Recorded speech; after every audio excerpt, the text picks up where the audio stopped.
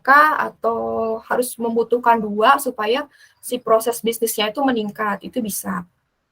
Nanti kita bisa dicek di resource analysis gitu. Jadi awalnya tuh jadi teman-teman harus membuat diagram proses bisnis sebelumnya dulu, baru nanti usulan proses bisnisnya seperti itu. Tapi di sini saya menjelaskan secara singkat aja mengenai resource analysis dan kalender analysis karena nanti akan dibahas lebih detailnya lagi di session kedua. Oke, selanjutnya untuk kalender analisis itu ini tuh menjelaskan kira-kira waktu proses rentalnya itu berapa lama. Jadi nanti bisa dimasukkan di kalender di sini. Di kalender analisis, di add. Misalkan dari start time itu membutuhkan, misalkan namanya customer reservasinya itu menggunakan track event, aplikasi track.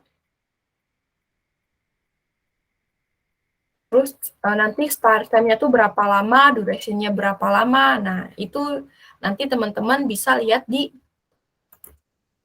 kalender analisis seperti itu. Jadi untuk melakukan re-engineering dan improvement di BPMN itu menggunakan tools Bizagi, yang mana tools Bizagi itu kita bisa melakukan proses validasi dan simulation view, yang mana simulation view itu terdiri dari proses validation, theme analysis, resource analysis, dan calendar analysis. Oke, mungkin itu saja yang dapat saya sampaikan di session pertama ini. Selanjutnya akan dilanjut ke session kedua oleh rekan saya yaitu Kak Irhan Hisham untuk menjelaskan modul ketiga dan keempat mengenai BPMN atau Business Process Modeling in Action. Silakan dilanjut Kak Irhan. Oke, baik. Terima kasih Kak Erlin atas penjelasannya tadi. Di sini saya akan melanjutkan mengenai materi selanjutnya di modul ketiga dan keempat. Izin share screen.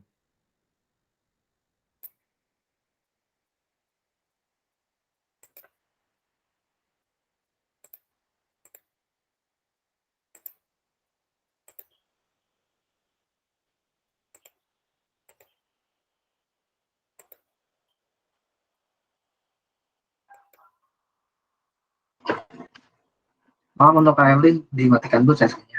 Ya, masih.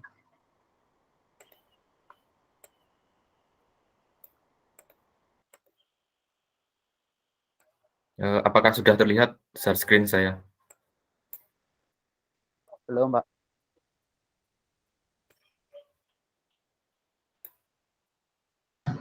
Ya, sudah. Oke, sebelumnya mungkin sudah dijelaskan sama Kak Erlin mengenai BPMN Introduction dan beberapa notasi dan juga BPMN Notation Advance, yaitu mulai dari activity, start, gateway. Sebelum itu saya ingin memperkenalkan diri terlebih dahulu. Jadi perkenalkan nama saya Irhan Hisham Dwi Nugroho. Saat ini saya masih statusnya mahasiswa di Universitas Pendidikan Ganesha di Bali. Di sini saya akan menjelaskan mengenai modul ketiga dan modul keempat. Yang modul ketiga adalah BPMN Abstraction, yang keempat adalah BPMN Simulasi. Jadi pada BPMN ketiga nanti kita akan melihat beberapa pemodelan BPMN di beberapa perusahaan atau beberapa organisasi yang sudah menggunakan notasi BPMN. Lalu selanjutnya ada BPMN Simulasi, nanti juga akan saya jelaskan mengenai Business Process Development Phase, yaitu bagaimana proses dari tahap awal sampai tahap pemodelan BPMN di suatu organisasi. Ini ada materi pertama, kedua, ketiga, ada Business Process Discovery, Abstraction, dan Framework. Jadi pada tahap pertama, Business Process Discovery itu adalah proses penemuan atau identifikasi proses bisnis yang ada dalam sebuah organisasi. Ini merupakan tahap awal dalam memodelkan proses bisnis dengan BPMN. Pada proses ini biasanya tim akan meminta seperti SOP, Juklak, dan Juknis untuk menemukan beberapa bisnis proses yang akan dimodelkan. Setelah itu, business process abstraction, yaitu mengidentifikasi dari beberapa file yang telah didapat, lalu mengekstraksi dan mengenai proses bisnis dan dari informasi yang ada, yaitu meliputi identifikasi aktivitas yang terlibat dalam proses. Selanjutnya, pemodelan business process framework, di sini menggunakan BPMN ya. Ini ada diagram jenis proses bisnis itu ada dua ya. Proses yang pertama adalah proses utama, yaitu proses yang menjalankan fungsi utama untuk menghasilkan produk dan layanan untuk pelanggan. Nah, contohnya seperti pelayanan jasa produksi barang, pemasaran, dan sebagainya. Yang kedua adalah proses pendukung, proses yang mendukung proses utama menghasilkan produk dan layanan untuk internal organisasi. Contohnya seperti ini ya, frame infrastruktur, human, lalu ada inbound logistik sebagai proses pendukungnya. Di dalam BPMN nanti ada namanya konsep hierarki pemodelan BPMN, yaitu biasanya di dalam organisasi itu memiliki visi dan misi. Dari visi dan misi ini nanti diturunkan menjadi sebuah fungsi 1 dan fungsi 2 yang selanjutnya dimodelkan ke dalam proses bisnis level 0. Nah, dari proses bisnis level 0 ini diturunkan ke proses bisnis level 1. Lalu selanjutnya sampai proses bisnis level 2. Ini contoh di penerapan visi dan misi di NSW, kalau sekarang lebih mengenalnya sebagai Lembaga Nasional Single Window. Jadi visinya adalah menjadi penggerak utama efisiensi layanan publik untuk menyelenggarakan dan pengelolaan sistem elektronik yang terintegrasi di bidang ekspor dan impor. Lalu misinya ini ada melakukan sinkronisasi, harmonisasi, dan simplifikasi proses bisnis. Yang kedua ada sistem elektronikasi, sistem terintegrasi. Dan yang ketiga ada menyelenggarakan layanan publik secara mudah, transparan, konsisten, berkualitas, dan terukur. Yang keempat ada memberikan dukungan teknis dalam pelayanan fasilitas perdagangan. Yang kelima, melaksanakan tata kelola data dan informasi elektronik yang terkait dengan ekspor dan impor. Ini dipilih, lalu dari visi dan misi ini nanti akan diturunkan menjadi beberapa fungsi-fungsi. Dari ini, dari tugas dan fungsi nanti diturunkan fungsi-fungsi dari visi misi ke fungsi. Jadi sebelumnya ada harmonisasi dan simplifikasi proses bisnis, sistem elektronik secara terintegrasi, dan layanan publik nanti diturunkan ke bagian primary function, yaitu pengelolaan proses bisnis, pengelolaan teknologi informasi, dan jaminan mutu. Yang keempat, ini ada dukungan teknis dan tata kelola data dan informasi elektronik. Ini diturunkan ke support function, pengelolaan kesekretariat. Untuk visinya nanti diturunkan di bagian sini ya, margin efisiensi layanan publik dengan sistem dan elektronik terintegrasi untuk ekspor dan impor. Untuk proses bisnis level 0 di NSW, ini ada pengelolaan proses bisnis, pengelolaan teknologi informasi, penjaminan mutu, dan pengelolaan kesekretariatan. Ini dilihat dari ini ya, support function pengelolaan kesekretariatan, pengelolaan proses bisnis, pengelolaan teknologi informasi, dan penjaminan mutu diturunkan di sini. Ini ada inti, ada pendukung. Untuk prosesnya nanti ada labeling ya, seperti pengelolaan proses bisnis membutuhkan pengembangan dan operasi layanan sistem dari pengelolaan teknologi informasi. Jadi ada istilahnya ada keterangan, ada panah-panahnya ini, ada keterangannya.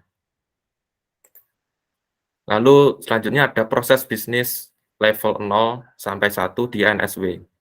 Jadi dari proses bisnis level 0 ini